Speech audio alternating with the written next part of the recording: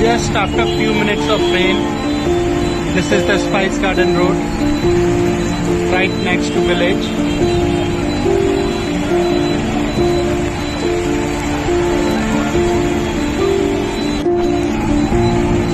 Just after a few minutes of rain, this is the Spice Garden Road, right next to village.